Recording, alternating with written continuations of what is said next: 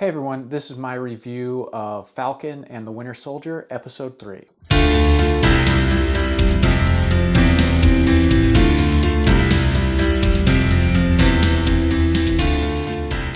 All right, let's get right to it. Start off with the awful truth.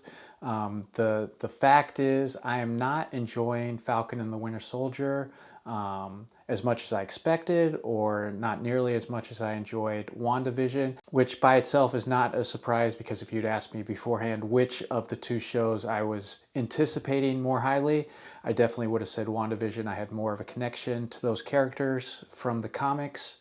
And so the fact that I like that one more than I'm enjoying Falcon the Winter Soldier, not a huge surprise, but the truth is I'm just, not more than slightly, I'm just generally disappointed with the quality of the writing. After seeing WandaVision, I really had some high hopes for this show. The trailers looked like it was going to be really good, really exciting, and obviously, like many people, I really enjoy the two leads. And so, yeah, I'd gotten to the point where I was really looking forward to it. And I want to emphasize, it's not that I don't like the show. I am enjoying the show, but it's the kind of enjoyment where you're ignoring the problems just because there's enough to like that it doesn't matter that it's not anywhere near perfect. But after so many years of Marvel movies, we've gotten to the point where we're expecting more than just, you know, accepting it or liking it for what we like and ignoring the parts we don't like. By the last few Marvel movies, they were tremendous. And WandaVision, although it had a couple problems, was also really, really good. Now that we're two shows into the new Disney Plus MCU television series, I think it's safe to say that the quality that we were expecting is really not there in terms of the writing. Obviously, the production value is top notch. They're spending millions of dollars on this. But when it comes to the writing, it doesn't meet the level that we've come to expect. And so it's really on a par with the Netflix shows in terms of quality. And if you said that you like Daredevil more, or you like Jessica Jones, my personal favorite, more than these shows, you'd get no argument here.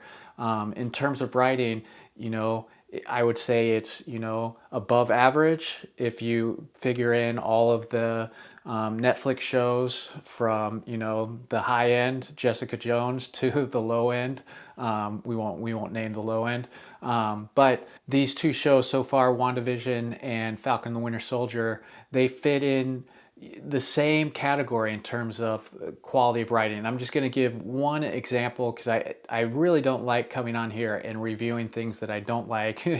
And the truth is, I don't think I'm going to keep reviewing this show if I'm not excited about talking about it. But I said I was going to mention one example, and let's just focus on the big the big kind of the turning point in the series so far, or the plot motivator, when they go to visit Baron Zemo at the prison and they decide the only option is to break him out. And obviously Sam does not decide that. That was all on Bucky. He took it upon himself to help Baron Zemo escape.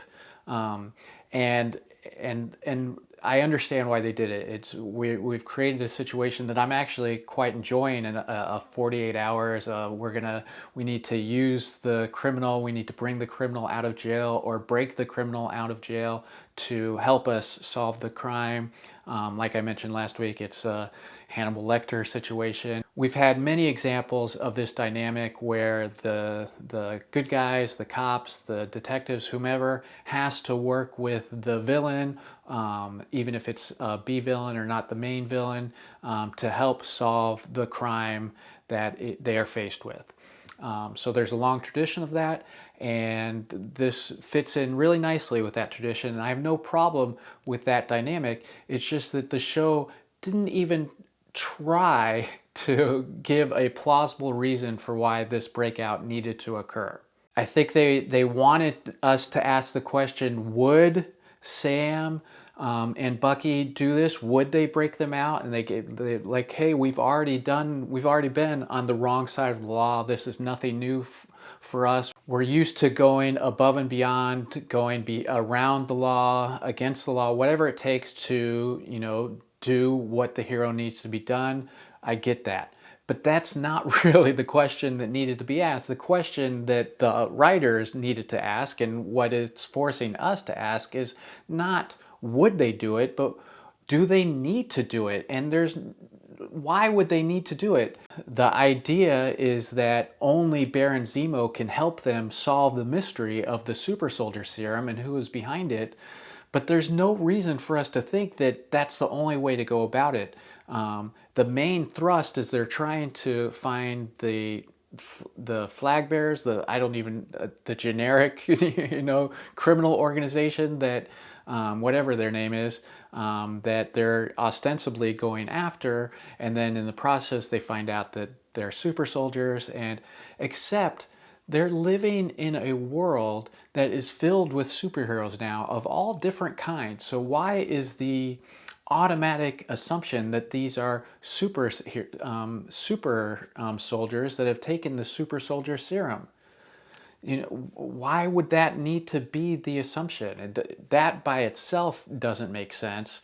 Why would they need to break Baron Zemo out? I mean, the Baron Zemo takes them in a direction that is far away from where this criminal organization is operating, and they have the latest tech, and obviously they've been able to follow them from point to point, and just because they've gone underground, we already know that the new Captain America is on their trail. Certainly, Bucky and Sam could have gotten the same intelligence or intelligence at that level from some other source to continue the search for this group. It just doesn't make sense. There's no world in which the only solution is to not only go to Baron Zemo, which sure you can go and ask him, but the only solution is to break him out. It doesn't make any sense. The writers need to come up with some better explanation for this, because it's all the premise of what's going to come next is based on this faulty logic that they didn't even attempt to explain it away. It's just like, we don't care. And that's just one example of the shoddy writing. And it's too bad because there's a lot of things that I do like about the show. I like the leads, like I said, they have really good action. They're spending a lot of money on this. And so just the frustration of them not taking the time to you just hammer out a good script. It was the same in WandaVision. I enjoyed WandaVision even more. But the same problem with, acting director Hayward, which I've mentioned many times. It's just like, come up with a decent villain, a decent plot, a decent motivation. Because you do a great job, Marvel, of coming up with these characters and taking the characters from the comics and the situations from the comics and creating really cool moments, but it's just like trying to fit all that together over the course of a 6 or an 8 episode series, whatever the episode length is. A lot of those Marvel Netflix shows felt bloated because they're trying to stretch it out to more episodes that probably didn't have enough meat there to get that far. And that doesn't seem like these episodes are bloated. They actually seem like they're too short, which obviously has to do with budget and trying to keep it at a manageable, though still probably exorbitant budget. Anyway, I'm just rambling now. The bottom line, I'm disappointed. It's not the show that I was hoping for in terms of the quality of the writing, and that's a big disappointment out after all of the Marvel movies and all of the things that we've come to expect from the MCU, and the fact that they're obviously not going to take the time and make the effort to really nail down 6, 8, 9, 10 scripts that are really tight, really focused. This is supposed to be prestige television, and while it has the budget and the look and the feel and the stars of the best television that's out there, the writing just isn't there, and it's too bad. And so in terms of what I'm looking forward to, I just hope it gets better, and hopefully, it picks up for the last three episodes. But I don't think it's going to be anything more than just like a nice diversion, enjoyable. I like the characters. I like that it fits into the MCU.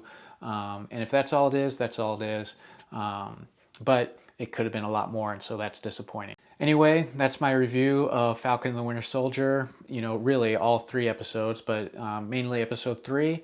If you agree and would like to commiserate with me, please share it in the comments. If you disagree and you want to make the case, I'd love to hear that. I would love to be convinced that it's better than I think it is. But whichever side you fall on, if you like the review, please like or subscribe to my channel, and I'll see you guys next time.